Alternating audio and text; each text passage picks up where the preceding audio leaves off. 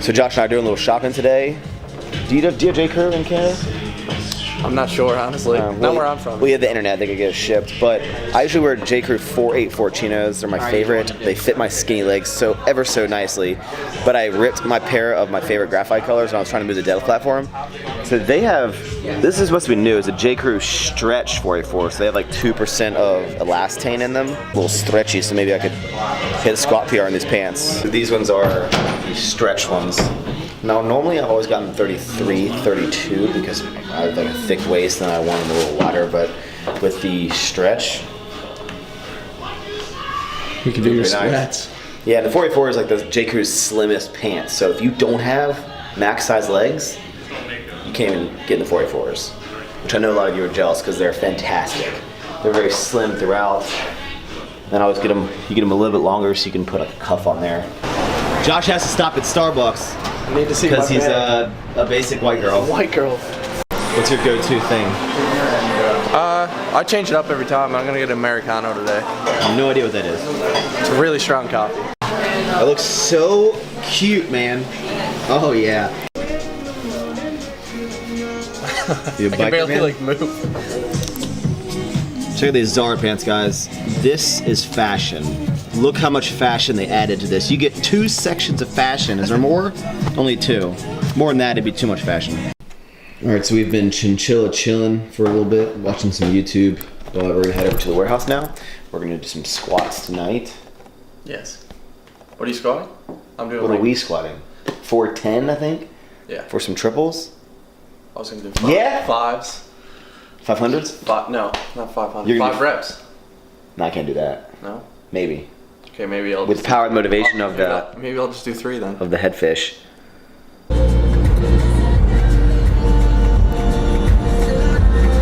21. Oh, of course, we're out of focus right there. 21,000 miles on the Jeep. No!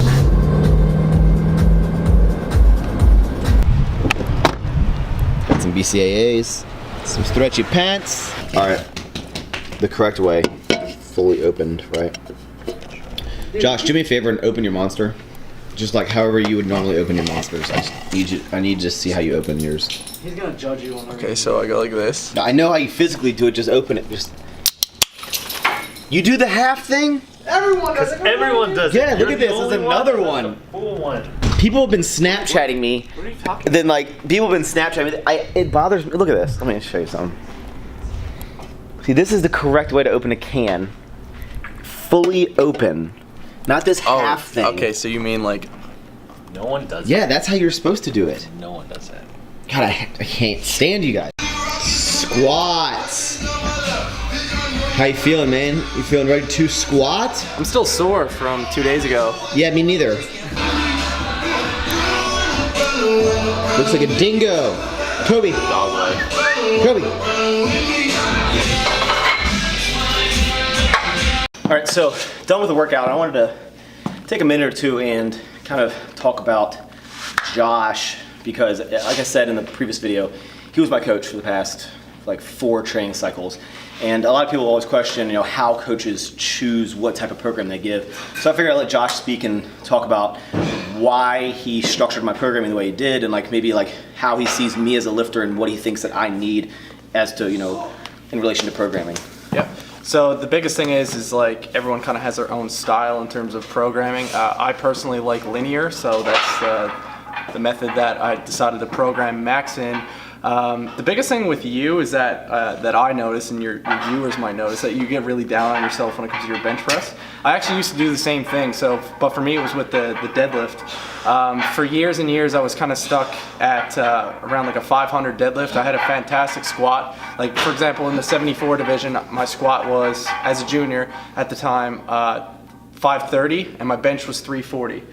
But my deadlift was only 490, so Damn. I could actually squat like 40 pounds more than my deadlift. Which is usually the opposite way around. Usually Yeah, so then I realized, like objectively looking at it, that if I was ever in a battle with someone and it came down to deadlift, I would pretty much lose, because obviously I was telling you that like in a deadlift scenario, like the person always could pull for the win. So when it kind of took me like having to realize that to before I had to change my mentality, because I would go into the gym and everyone would be like, let's train deadlifts, and I would just be like, oh, okay, yeah, sure, but I just like hated it. I really detested it. So I had to actually convince myself, like lie to myself that I liked it. Yeah. And then as soon as I started getting somewhat progress, I just kind of, you know, kept fueling off of it. So for you, I think you're a little bit hard on yourself with the bench. So the main thing I would try and focus on you in on is to change your like mentality. Try and really like it. To be positive with that. But in terms of like the split, you know, squatting twice a week, deadlifting once, benching 2 to 3 times a week is what I like to see with Max. It's different with like beginner athletes. Like he's been training for a long time, has a lot of experience, and working with him is pretty easy because I watch all of his videos, so I know, like I knew what you were capable of. So for programming you, I found it very easy. The hardest part about being a coach is you don't really know that much background. Like if you're an online coach, for example, you don't know that much background about the person you're working with. So whenever I'm working with someone, I always try and get like previous 6 months of training, for example, and program around that. And what was, kind of to wrap it up, what was did you have any reserves? I know you and you know, Simon over at Maxxchewning was my coach for a while when I did conjugate, and he had a lot of reservations about switching from conjugate to linear, and you guys chatted about that. What was your like overall thoughts of like switching from conjugate back to linear? The biggest thing about that, like me and Simon spoke, yeah, so because Simon was working with him already, me and him kind of spoke back and forth. I kind of got a feel for the way that he was programming Max, and again, like I said, I already watched his video, so I kind of knew anyways. But typically, like in a linear style, basically all he was afraid of was 6 weeks out, because that was when I first started programming you. He thought that I was going to program you like super light. So yeah, because I was used to training in like 90% like every single week. Right. So that was his biggest concern. But when I told him like what I had planned for you, that was when he kind of was like, okay. Like, yeah, and he was cool with it. And so just to give you guys, if maybe you're new to the channel, so Josh trained for that 6 weeks, like he said, and I competed in USAPL, and I got first place. Hit PRs on, technically in competition, I hit all 3 PRs, squat, bench, and deadlift were all PRs. My total was like 1357, which was almost 100 pounds over my previous total. So I enjoyed it, the training style. It was something different. Not to say I didn't like conjugate, but it's always good to change it up. And I've always said having fun in the gym and going to linear was a great time. It was good for me, right? I don't want to take all of the credit for it, you know what I mean? Like you obviously went out there and do that. That's one thing, again, like I said this in a recent video that I did, that being a coach, like I would never want to take the credit from the athlete. Like the athlete actually has to go out there and do it. You had to go execute. But I think the biggest thing, I don't know, for you is like if you're getting the programming taken off your hands and then having like someone oversee your programming, then I think it can really help at times. Right. Hey, puppy. Maybe you can get this corgi super, super strong. But I'll probably, again, I really enjoyed this thing on the linear, and I'll probably stay on it for a little bit. Josh will probably give me some more structure in the near future. But if any of you guys are ever interested in coaching, what's your coaching you do? It's goldsignaturecoaching.com. It's always linked in all of my videos and whatnot. So yeah, so go check his channel out. His information will be over there if you guys are interested in coaching. If you need some structure, we were talking about this the other day about how I used to just go in the gym and just YOLO it and just be like, you know, I'm gonna do this. And it's been a long time since I've done that. I mean, and I still just randomly pick exercises for maybe my final accessory work. But I love having structure to my programming. I love going in and knowing what I'm gonna hit, and then kind of looking ahead and seeing like, okay, you know, in 3 weeks I have to hit this monumental rep scheme or single or double that I've never done before. And it's motivating to have that kind of structure laid out for you. So we're all just trying to get stronger, guys. Especially this corgi. Hit the thumbs up for the corgi. Look at this! the cutest dog ever.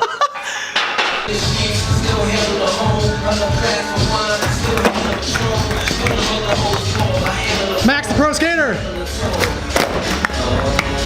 Alright, this is Josh's first time. Go with the sandwich, man. Sandwich? Okay. Take a bite out of that. This is, what's a pickle on the bottom? Sweet. Yeah, it's extra gains, man. Spiced chicken sandwich. First impression, Chick-fil-A. Let it sink in for a minute. Yeah, it's really good. Yeah. Yeah, it's delicious. Yep, you can't. He was like saying, he's like, you're really hyping this up. I'm like, Chick-fil-A is hypeable. Hey. Hey! Okay. So it's Josh's final night here. Last night we went and saw Deepwater Horizon, which was fantastical. Like 9, 10, it was a great movie. I would highly recommend that. Tonight we're going to see another movie. We're going to see Don't Breathe. About the blind dude. It sounds really weird. He It's like, yeah, it's about a blind person, and then he just starts killing everyone. That's what we're hoping. We're hoping lots of violence, because I love scary, gory movies, cut 'em up slasher. All right, I'll let you know how it was. Thoughts on the movie? Let's retake that, bro. Okay. Thoughts on the movie? Hold on. It wasn't as good as the one we seen last night. It's a different type of movie. Yeah, it was different. It was okay. I would give it I would only give it like a 6. What? 6 out of 10. Yeah, man. Well, you don't like those kind of movies, do you? I do, but that one was. It was pretty weird. plot twist. Lots of plot twists. Yeah, certainly, especially at the end. It's pretty interesting. I'd recommend you go. It's a worth a watch. I'd go see it. You almost ready to go back to Canada, bro? Well, you go to Atlanta. Never I'm going mind. to Canada. I'm going to Raw Nationals, so there's like 1,200 lifters competing. Are any of your clients? Yeah, I have 2. I don't know what I'm going to do though. They're two of them are competing at the same time. This is a little bit of a conflict of interest. Are you excited? Yeah, I am pumped. Pumped to see how everyone does. We bought this the other night for mixers when we went out. Look how big this thing is, guys. Diet Mountain Dew. 1.25 liters. I just wanted a large Farva, and they only. No, I don't want a large Farva. I want a liter of cola. Do we have a liter of cola? What movie is that from? I have no idea. Super Troopers, man. See you later, dude. See you, bro. Thanks for the great time. Yeah. Thanks for the YouTubes for watching. I'll see you later, buddy.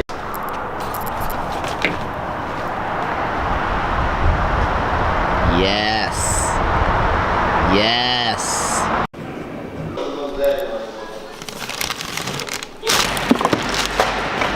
Oh, my phone just dropped. We're good.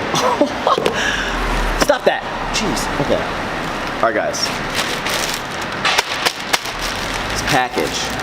A lot of times on YouTube, people change. All right. Sometimes it's for the worse. Sometimes it's for the better. We are about to change on this channel right here. What's up, son? Get your baseball bat together because we have to go to the game. I'm not saying that I'm the coolest looking dude in the hat, but I'm not saying I'm not. You know what I'm saying?